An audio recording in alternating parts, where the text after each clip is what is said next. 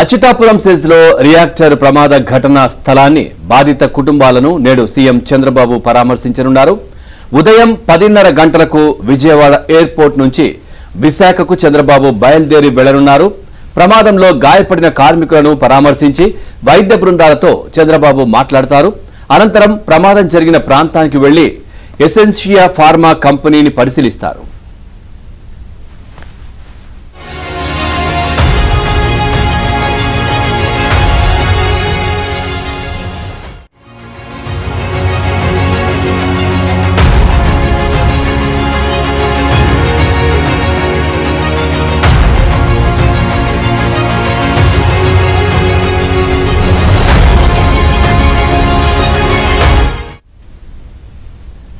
Pharma కంపెనీలో భారీ పేలుడు ఘటనపై ప్రధాని నరేంద్ర మోదీ దిగ్భ్రాంతి వ్యక్తం చేశారు. ఈ ప్రమాదంలో మృతుల కుటుంబాలకు 2 లక్షల పరిహారం, గాయపడిన వారికి 50,000 అందించనున్నట్లు ట్వీట్ చేశారు.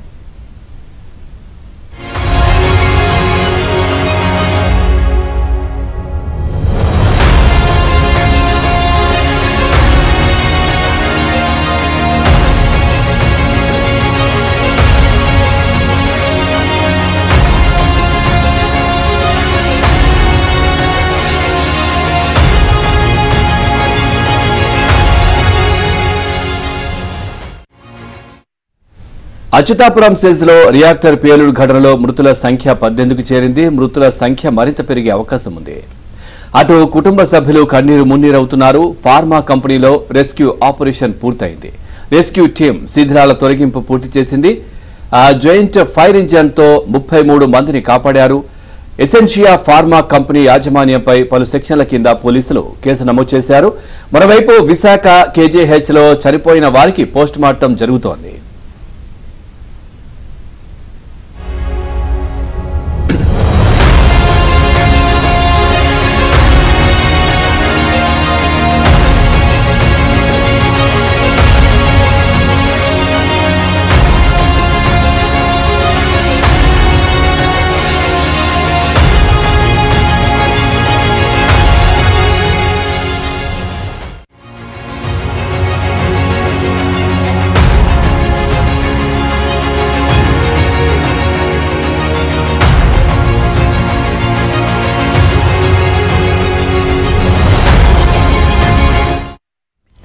చూస్తున్నాం. అచ్యుతాపురం సెజ్లో రియాక్టర్ ప్రమాద ఘటన స్థలాన్ని బాధిత కుటుంబాలను నేడు సీఎం చంద్రబాబు పరామర్శించనున్నారు.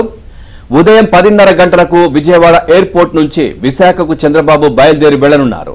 ఇక ప్రమాదంలో గాయపడిన కార్మికులను పరామర్శించి వైద్య బృందాలతో చంద్రబాబు మాట్లాడతారు. అనంతరం ప్రమాదం జరిగిన ప్రాంతానికి వెళ్లి ఎసెన్షియా ఫార్మా కంపెనీని పరిశీలిస్తారు.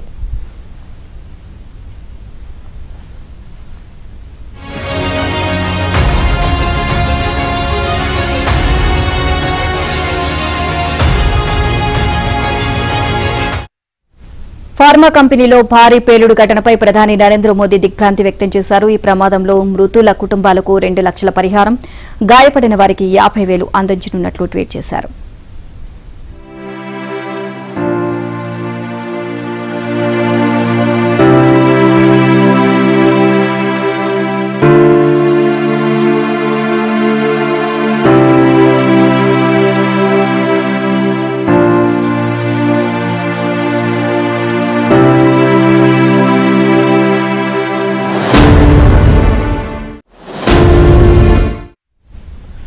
ఇక అచ్యుతాపురం సెజ్లో రియాక్టర్ పేలుడు ఘటనలో మృతుల సంఖ్య 18కి చేరినట్టుగా తెలుస్తోంది. మృతుల సంఖ్య మరింత పెరిగే అవకాశాలు ఉన్నట్టుగా కూడా తెలుస్తోంది. అటు కుటుంబ సభ్యులు కన్నీరు మున్నీరవుతున్నారు. ఫార్మా కంపెనీలో రెస్క్యూ ఆపరేషన్ కూడా పూర్తయినట్టుగా తెలుస్తోంది. ఓవరాల్ గా ఈ అంశానికి సంబంధించి మరింత సమాచారాన్ని మా కరెస్పాండెంట్ నాయుడు లైవ్ లో అందిస్తారు. నాయుడు, పూర్తి డీటెయిల్స్ ఏంటి, ఎలా ఉంది అక్కడ పరిస్థితి? నరేష్, ఇప్పుడు ప్రస్తుతం అయితే మాత్రం ఏవైతే ఉన్నాయో రెస్క్యూ ఆపరేషన్స్ కానీ ఇవన్నీ పూర్తిగా అదుపులోకి వచ్చాయి. గత అర్ధరాత్రి 2 గంటల సమయంలోనే పూర్తిగా ఇది క్లోజ్ అయిందనేది మనం చెప్పొచ్చు. అయితే ఎన్డీఆర్ఎఫ్ సిబ్బంది సాయంత్రం 6-6:30 సమయంలో వచ్చి అర్ధరాత్రి వరకు కూడా రెస్క్యూ ఆపరేషన్ చేశారు. ఎందుకంటే ఏదైతే సాల్వెంట్ లీక్ అంటే సాధారణంగా చాలామంది ఇది బ్లాస్ట్ అయిన దానికి కారణం రియాక్టర్ పేలిందని, రియాక్టర్ పేలడం కాదు. సో ఇది ఇక్కడ ఉన్నటువంటి కంపెనీ, ఇక్కడ ఉన్నటువంటి ఫార్మా ఇండస్ట్రీస్ అన్నిటికి కూడా కెమికల్స్ని సప్లై చేస్తుంది. ఇది ప్యూర్లీ ఆటోమేషన్ బేస్ మీద ఎక్కువగా పనిచేస్తుంది. సో సేఫ్టీ మెజర్స్ బాగానే పాటిస్తారని కార్మికులు వీళ్ళు చెప్తున్నారు. అయితే కానీ ఆటోమేషన్ మీద రన్ చేసేటప్పుడు ఇక్కడ ఏదైతే ప్రమాదం జరిగిందో ఆ ప్రమాదం జరిగినప్పుడు సో ఏదైతే లిక్విడ్ లీక్ అవుతుందో, ఆ గ్యాస్ లీక్ అవుతుందో దాన్ని అక్కడ ఉన్నటువంటి కార్మికులు అయితే గుర్తించారు. సో గుర్తించి దాన్ని పూర్తి స్థాయిలో కొంతవరకు కంట్రోల్ చేసే ప్రయత్నం చేశారు. ఆ కంట్రోల్ చేసే ప్రయత్నంలో భాగంగానే, ఎందుకంటే అది కంట్రోల్ చేసేటప్పుడు సిబ్బంది లోపల ఉన్నారు.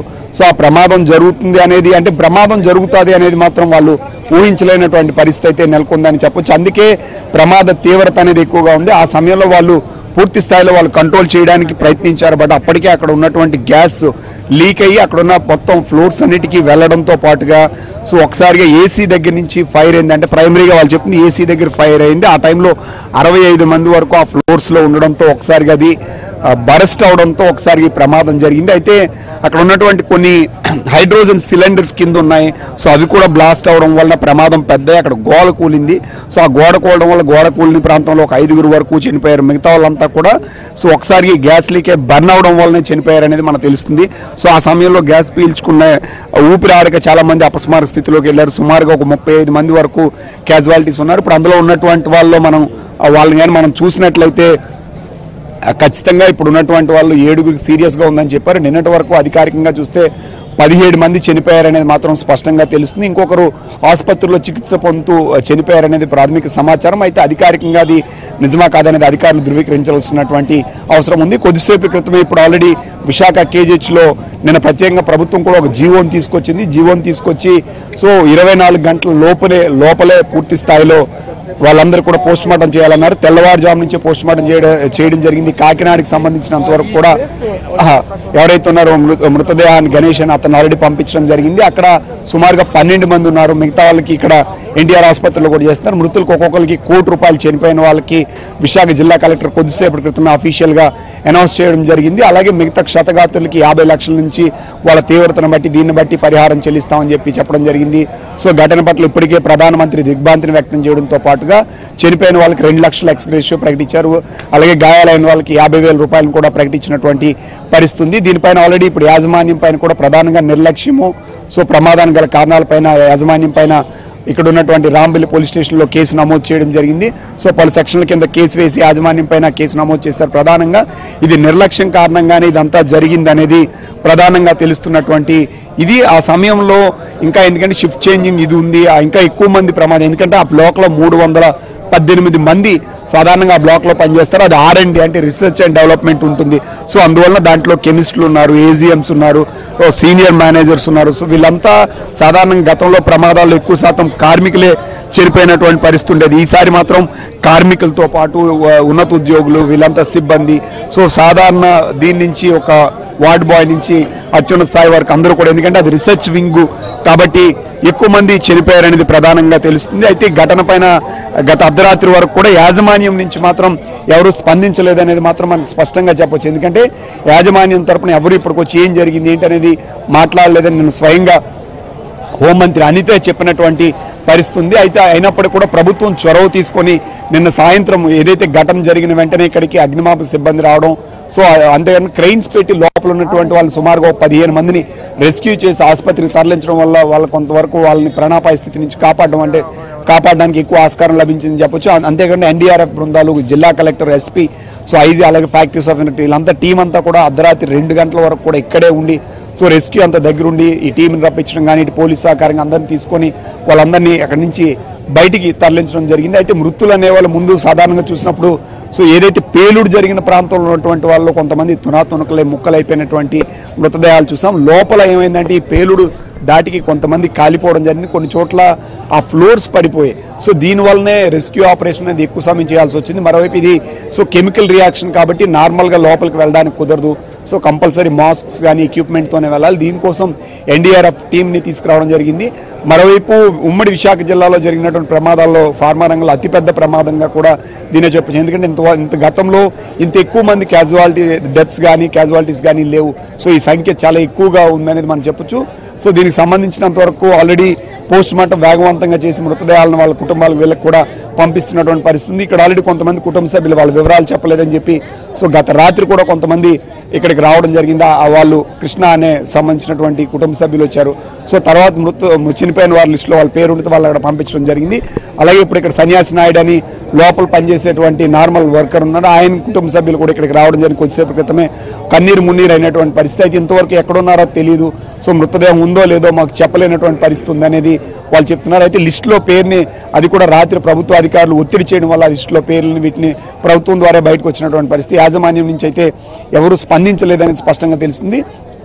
మరోవైపు కొంతమంది మృతదేహాలు ముక్కలు కావడం వలన చూడలేనటువంటి దుర్భరమైన పరిస్థితుల్లో ఉంది ఆ కుటుంబ సభ్యులు కానీ వీళ్ళు కానీ. సో వాళ్ళ పేర్లు పెట్టారు.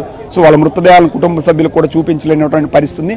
సో వాళ్ళంతా కూడా మాకు కనీసం మన మృతదేహాన్ని చూపించండి గతం నిన్నటి నుంచి కూడా ఆందోళన చేస్తున్నారు. ఇప్పుడు అయితే అధికారులు కానీ వీళ్ళంతా కూడా పోస్ట్ మార్టం వేగవంతంగా చేసి సో ఇప్పుడు పంపించే ఏర్పాట్లు అయితే విశాఖపట్నంలో ఆల్రెడీ జరుగుతుంది. సో మరి కాసేపట్లో ఆల్రెడీ అలాగే ఇప్పుడు 7గురికి సీరియస్గా ఉండడంతో వాళ్ళని విశాఖలో ఉన్నటువంటి ఏదైతే ఒక ఆసుపత్రిలో ప్రైవేట్ ఆసుపత్రిలో చేర్చడం జరిగింది. వాళ్ళకి ఆల్రెడీ ట్రీట్మెంట్ జరుగుతుంది. సో వాళ్ళలో ఒకరికి సీరియస్గా ఉండి చనిపోయారనేది ఒక సమాచారం. బట్ అది అధికారికంగా చెప్పాల్సినటువంటి అవసరం ఉంది. అలాగే క్షతగాత్రులను కూడా మెరుగైన వైద్యం అవసరమైతే ఇక్కడ బయటకు కూడా తరలించి వైద్యం అందించేందుకు చర్యలు తీసుకున్నారు. చాలామంది 65% బర్న్ అయిన వాళ్ళు ఉన్నారు. సో 65% బర్న్ అయిన వాళ్ళు ఉన్నారు. వాళ్ళకి మెరుగైన చికిత్స అందిస్తున్నారు. వాళ్ళ పరిస్థితి కొంత ఆందోళనగా ఉందనేది తెలుస్తున్నటువంటి పరిస్థితి కనిపిస్తుంది. పవన్ రైట్.